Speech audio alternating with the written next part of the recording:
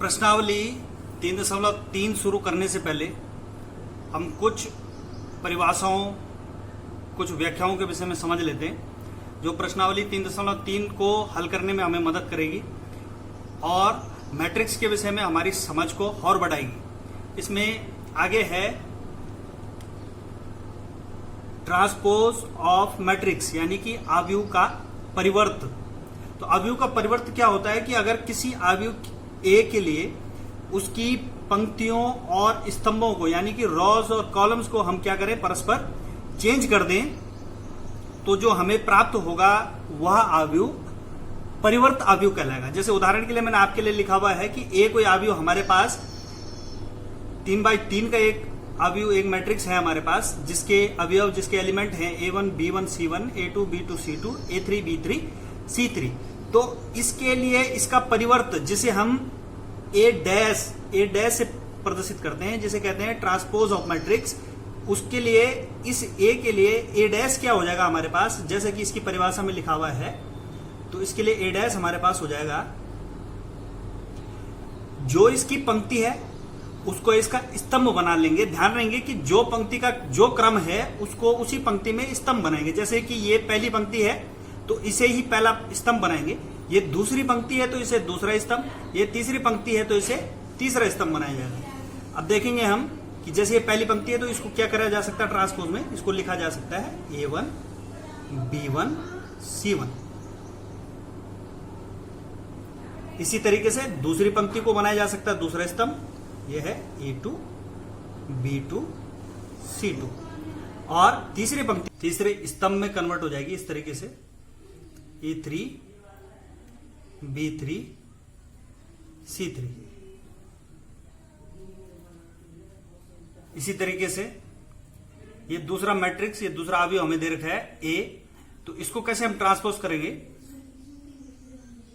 ये A dash क्या हो जाएगा, इसकी जो पहली पंक्ति, पहली रो है, वो कन्वर्ट करके हम पहले स्तंभ में चेंज कर देंगे। ये क्या हो जाएगा 1 3 5, और इसकी जो सेकंड रो है वो सेकंड कॉलम में चेंज हो जाएगी, ये हो जाएगा 2 1 और 7।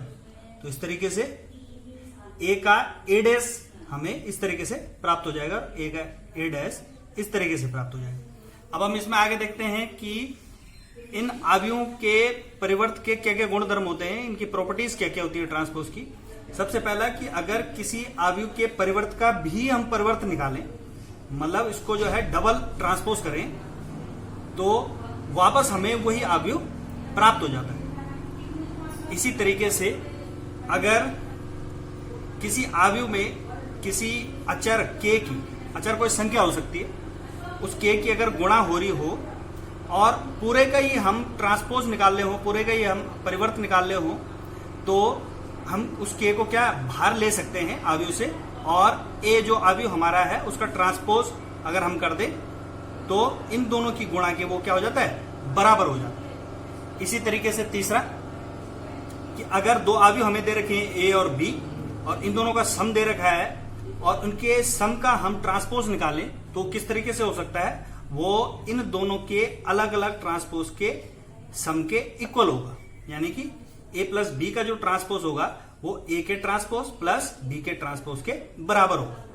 इसी तरीके से चौथा कि अगर हम a और b दो आव्यूह, दो मैट्रिक्स हमें दे रखे हैं, इन दोनों का मल्टीप्लाई का ट्रांसपोज हमें निकालना है, तो वो किसके बराबर होगा, वो b डैश a डैश के बराबर होगा। ध्यान रखेंगे इसमें क्रम का महत्व है, यानी कि पहले हम b डैश को ही लिखेंगे, उसके बाद a डैश को लिखेंगे, तब जाके इन दोनों की मल्टीप्लाई करेंगे। आप जानते हैं आव्यूहों का गुणन किस तरीके से किया जाता है। इसमें आगे और महत्वपूर्ण चीजें हैं जो देखने लायक हैं, इनकी परिभाषाएं हमें आनी चाहिए। जैसे पहला है सिमेट्रिक मैट्रिक्स, यानी कि सममित आव्यूह। तो सममित आव्यूह क्या होता है कि एक वर्ग आव्यूह A, वर्ग आव्यूह आप जानते हैं, एक वर्ग आव्यूह वो होता है जिसमें पंक्तियों और स्तंभों की संख्या आपस में क्या हो, बराबर हो। तो एक वर्ग आव्यूह A जिसका एक एलिमेंट एक एक, उसमें कितने भी कोटि का आव्यूह हो सकता है, तो ये इस तरीके से अगर कोई आव्यूह है हमारे पास, वो सममित तब होगा जब हमें एक का ट्रांसपोज किसके बराबर मिले, एक के ही बराबर मिले। तो किस तरीके से, उदाहरण से हम समझने की कोशिश करते हैं। जैसे कि ये ए है हमारे पास 1 5 5 1, तो इसका ट्रांसपोज क्या हो जाएगा, ए डैश इक्वल्स टू 1 5 5 1। अब आप देख रहे होंगे कि ये ए और इस ए डैश में, इस ए के एलिमेंट क्या है 1 5 5 1 और ए डैश के भी एलिमेंट क्या है 1 5 5 1। यानी कि क्या हो रहा है, हमारा ए डैश के इक्वल है, यानी कि ये 1 5 5 1 वाला जो ए अवयव हमारा है वो कैसा है, सममित अवयव है, यानी कि सिमेट्रिक मैट्रिक्स है। अब देख लेते हैं अगला। इसमें ए हमें दे रखा है 3 बाई 3 का एक अवयव हमें दे रखा है, तो इसका ट्रांसपोज पहले हम निकाल लेते हैं, चेक करते हैं कि ये सिमेट्रिक मैट्रिक्स है कि नहीं। तो ए डैश क्या हो जाएगा हमारे पास, ये हो जाएगा 1, इसका ट्रांसपोज करेंगे पहली पंक्ति को पहले स्तंभ में, ये हो गया 1 2 5, दूसरा क्या हो जाएगा 2 7 -2, तीसरा हो जाएगा 5 -2 1, ये हो गया ए डैश।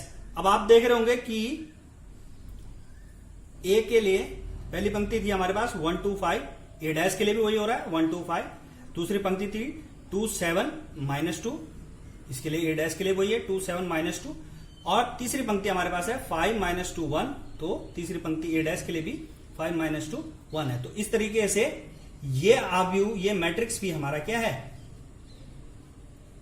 सिमेट्रिक मैट्रिक्स है, ये भी ए इक्वल टू ए डैश हो रहा है।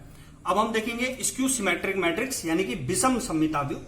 विषम सममित अवयव में क्या होगा कि एक, इसमें भी वर्ग अवयव, देखो पहली कंडीशन क्या है, वर्ग अवयव है, तो पहला मैट्रिक्स तो वर्ग अवयव होना आवश्यक है। उसके बाद हम चेक करेंगे कि ये सिमेट्रिक मैट्रिक्स है या स्क्यू सिमेट्रिक मैट्रिक्स है।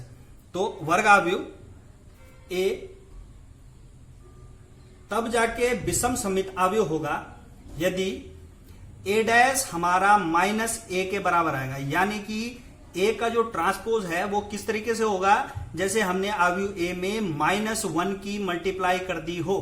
जैसे उदाहरण के लिए ए देख लेते हैं हम, तो ए का ट्रांसपोज निकाल लेते हैं। तो ए का ट्रांसपोज क्या हो जाएगा, ए डैश इक्वल्स टू, ये हो गया 0 -e f, 0 -e f, दूसरा हो जाएगा e 0 -g, और तीसरा हो जाएगा हमारे पास f g o। ये ए डैश हमारे पास हो गया।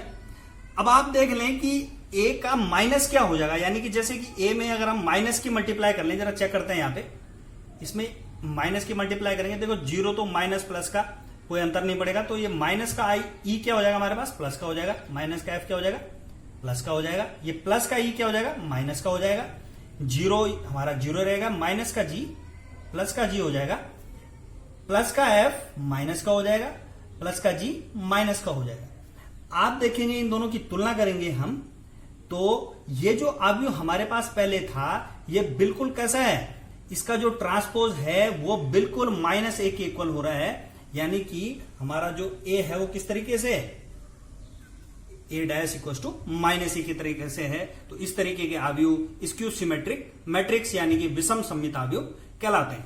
अब इन्हीं दोनों सिमेट्रिक मैट्रिक्स और स्क्यू सिमेट्रिक मैट्रिक्स में दो प्रमेय हमारे पास, सिमेट्रिक मैट्रिक्स और स्क्यू सिमेट्रिक मैट्रिक्स पर जो दो प्रमेय हैं उनको भी हम समझ लेते हैं। इनमें प्रमेय एक कहती है कि किसी वर्ग अवयव ए के लिए a equals to a plus A dash हमेशा सममित अवयव होगा, यानी कि अगर कोई अवयव a हमें दे रखा है और उस a में हम a डैश जोड़ें तो जो भी अवयव हमें a डैश यानी कि ट्रांसपोज ऑफ a का परिवर्तन a में अगर a डैश हम जोड़ें तो हमेशा हमें क्या प्राप्त होगा, सममित अवयव प्राप्त होगा। इसी तरीके से अगर a equals to a minus A dash हम ज्ञात करें, a माइनस ए डैश किसी अवयव a के लिए a माइनस ए डैश हम ज्ञात करें तो a माइनस ए डैश हमेशा विषम सममित अवयव यानी कि स्क्यू सिमेट्रिक मैट्रिक्स होगा। इसी में प्रमेय 2 है कि किसी वर्ग आव्यूह ए के लिए हमेशा यह सत्य होगा A equals to half of A plus A dash यानी कि सममित आव्यूह plus half A minus A dash यानी कि विषम सममित आव्यूह। तो ए को सममित आव्यूह और विषम सममित आव्यूह के योगफल के रूप में भी हम परिभाषित कर सकते हैं। तो ये कुछ परिभाषाएं, कुछ व्याख्याएं, कुछ एक्सप्लेनेशन थी इस एक्सरसाइज को शुरू करने से पहले, जिनको सीखना हमारे लिए आवश्यक था। अब हम देखते हैं, हम शुरू करते हैं प्रश्नावली 3.3। इसमें पहला क्वेश्चन है कि हमें निम्नलिखित अवयवों में से प्रत्येक का परिवर्त यानी कि ट्रांसपोज हमें फाइंड करना है। तो इसमें 3 क्वेश्चन हमें दे रखे हैं पहले में, इसमें तीसरा मैं आपको बता देता हूं, इसी तरीके से आप बाकी के पहले और दूसरा भी इजीली कर लेंगे। पहला क्वेश्चन है हमारे पास, इसमें ए हमें दे रखा है, एक अवयव इस तरीके से दे रखा है, तो इसका ट्रांसपोज निकालना आप बहुत आसानी से इसको निकाल सकते हैं। आप जानते हैं कि ट्रांसपोज होता क्या है, आपको पंक्तियों को स्तंभों में और स्तंभों को पंक्तियों में कन्वर्ट करना है। पर ध्यान ये रखना है कि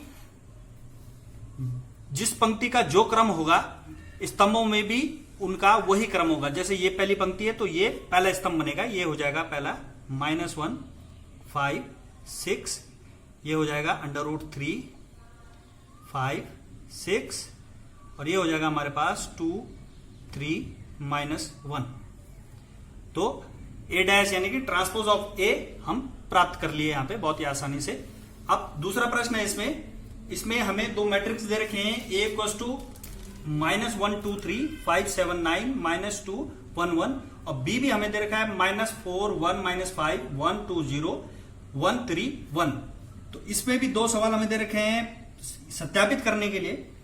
पहला है ए प्लस बी का dash equals to A dash B dash, A dash plus B dash, और सेकंड हमें दे रखा है ए माइनस बी का whole dash equals to A dash minus B dash. तो दोनों एक जैसे ही हैं, केवल साइन का अंतर है। तो मैं दूसरा आपको करके बताता हूं, इजीली आप इसमें पहले भी कर सकेंगे। तो ये हमें सत्यापित करना है, तो क्या करेंगे, लेफ्ट हैंड साइड लेके चलते हैं। पहले लेफ्ट हैंड साइड में सबसे पहले आप ए माइनस बी निकाल लें।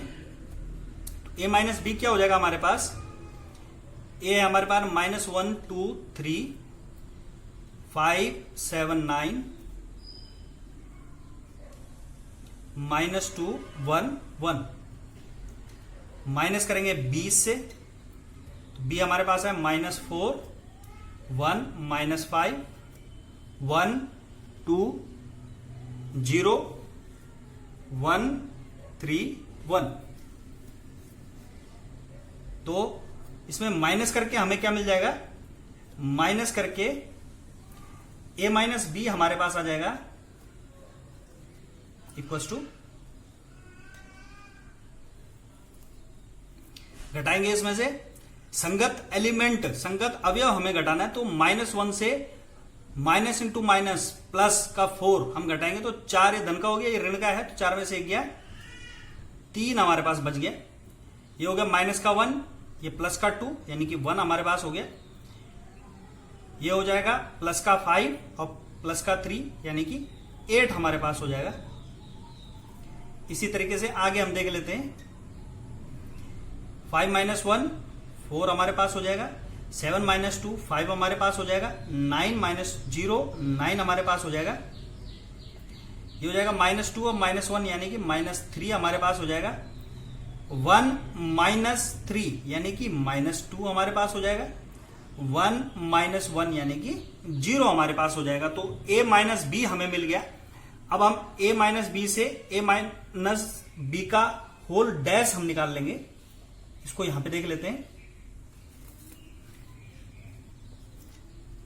इसलिए a माइनस बी का डैश क्या हो जाएगा हमारे पास, ट्रांसपोज क्या हो जाएगा, इनके पंक्तियों और स्तंभों को चेंज कर लेते हैं। तो क्या हो जाएगा हमारे पास, ये हो गया 3 1 8 3 1 8, दूसरा हो जाएगा 4 5 9 4 5 9, और तीसरा हो जाएगा हमारे पास -2 -3 -2 0। ये तो आ गया लेफ्ट हैंड साइड। अब हम राइट हैंड साइड देख लेते हैं। राइट हैंड साइड में क्या है हमारे पास, सबसे पहले निकाल लेते हैं ए डैश। ए डैश क्या हो जाएगा, ए डैश हमारे पास हो जाएगा, ये हमें दे रखा है, इसका ट्रांसपोज कर देंगे, ये हो जाएगा -1 2 3 5 7 9 -2 1 1, ये हो गया ए डैश। और बी डैश हमारे पास क्या हो जाएगा, बी डैश हमारे पास हो जाएगा -4 1 -5 1 2 0, ये हो जाएगा 1 3 1। इस तरीके से हमें बी डैश भी मिल गया। अब हमने निकालना है A dash minus B dash. तो A dash minus B dash क्या हो जाएगा हमारे पास, A dash minus B dash equal to हो जाएगा -1 5 -2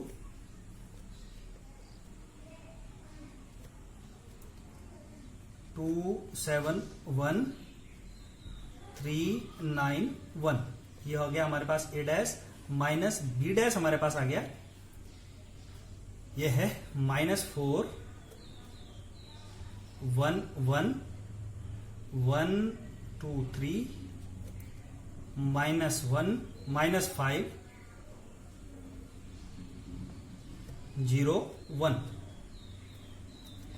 अब निकालेंगे हम ए डैश माइनस बी डैश, तो क्या आ जाएगा, इनको डायरेक्ट घटाएंगे तो -1 से अब प्लस का 4 जाएगा तो क्या बचेगा हमारे पास 3 बच गया। अब 5 में से 1 गया तो कितना बच गया 4, -2 और -1 कितना हो गया -3, 2 -1 क्या हो गया 1 हमारे पास हो गया, 7 -2 क्या हो जाएगा 5 हमारे पास हो जाएगा, 1 -3 क्या हो जाएगा हमारे पास -2 हो जाएगा, 3 -5 माइनस और माइनस प्लस 5 और 3 कितना हो गया 8 हमारे पास हो गया, 9 -0 यानी कि 9 हमारे पास हो गया, 1 -1 यानी कि 0 हमारे पास होगा। और आप देख रहे होंगे कि ए डैश माइनस बी डैश बिल्कुल वैसे ही है जैसे ए माइनस बी का होल डैश था, आप चेक कर लें बिल्कुल उसी तरीके से। तो इसलिए क्या हो गया हमारे पास ए माइनस बी का whole dash equal to A dash minus B dash, हम इसका आंसर लिख सकते हैं। तीसरा क्वेश्चन, इसमें दो अवयव दो मैट्रिक्स हमें दे रखे हैं। पहला दे रखा है ए डैश हमें दे रखा है 3 4 -1 2 0 और 1, और बी हमें दे रखा है, ध्यान रखें कि ए का ट्रांसपोज हमें दे रखा है सवाल में, और बी हमें दे रखा है -1 2 1 1 2 3, इस तरीके से। तो हमें इसमें भी दो सवाल दे रखे हैं, एक था ए प्लस बी का whole dash equal to A dash plus B dash, और दूसरा हमारे पास था ए माइनस बी का whole dash equal to A dash minus B dash. तो हम क्या करते हैं, इस बार हम पहला वाला कर देते हैं, इससे पिछले क्वेश्चन में हम दूसरा वाला किया था। तो हम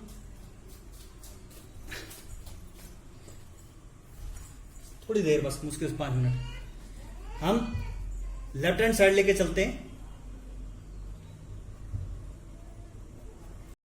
अब लेफ्ट हैंड साइड है हमारे पास ए प्लस बी का होल डैश, तो ए प्लस बी का होल डैश निकालने के लिए हमें क्या निकालना पड़ेगा, पहले ए प्लस बी निकालना पड़ेगा, और उससे भी पहले ए डैश का हमें ए निकालना पड़ेगा। तो देख लेते हैं, पहले देख लेंगे, इसलिए ए हमारे पास क्या हो जाएगा, ए हमारे पास है, इसका ट्रांसपोज हम कर देंगे तो क्या हो जाएगा, पहली पंक्ति क्या बन जाएगा हमारे पास, पहला स्तंभ बन जाएगा। तो ये क्या हो जाएगा 3 4, ये हो जाएगा -1 2, ये हो जाएगा 0 1, इस तरीके से ए हमारे पास हो गया।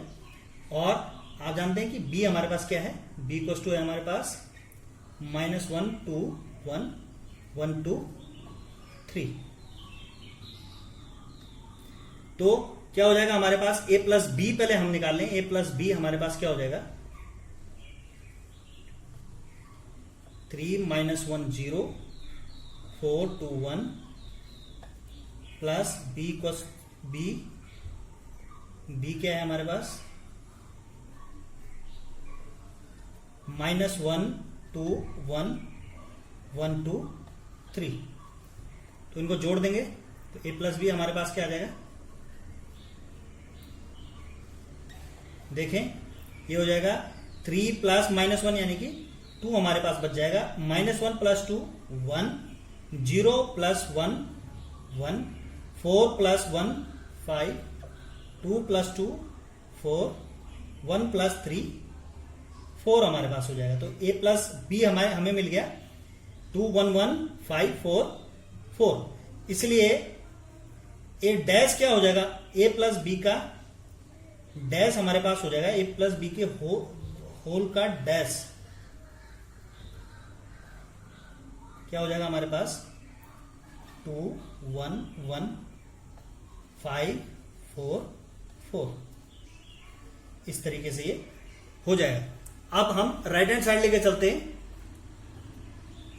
राइट हैंड साइड ये क्या हो जाएगा, इसमें a डैश हमें पहले ही दे रखा है, हमें क्या निकालना है, पहले b डैश निकालना है, हमने इसमें क्या निकालना है a dash plus b dash, उससे भी पहले हमें क्या निकालना पड़ेगा, इसमें b डैश हमें निकालना पड़ेगा। तो b डैश क्या हो जाएगा, b का ट्रांसपोज, तो b का ट्रांसपोज क्या है, हो जाएगा -1 2 1 1 2 3, ये मिल गया हमें b डैश। तो इसलिए a dash plus b dash हमारे पास क्या हो जाएगा, a डैश हमारे पास 3 4 -1 2 0 1 प्लस b डैश हमारे पास क्या हो जाएगा, ये है -1 1 2 2 1 और 3, तो इनका सम क्या हो जाएगा, a dash plus b dash क्या हो जाएगा हमारे पास, ये हो गया 3 प्लस -1 यानी कि 2, 4 प्लस 1 5, -1 प्लस 2 1 हो गया, 2 प्लस 2 4 हो गया, और 0 प्लस 1 1, और 1 प्लस 3 क्या हो गया, 4 हो गया। अब आप देख सकते हैं कि a प्लस बी का डैश 2 1 1, ये भी वही है 2 1 1, और ये क्या है 5 4 4, और ये भी है 5 4 4, यानी कि क्या है हमारे पास, इसलिए a प्लस बी का whole dash equals to a dash plus b dash, और यही आंसर हो जाएगा। इतने तक हम इस वीडियो में रहने देंगे, इसके बाद चौथे सवाल से लेके पूरी प्रश्नावली हम अगले वीडियो में करेंगे।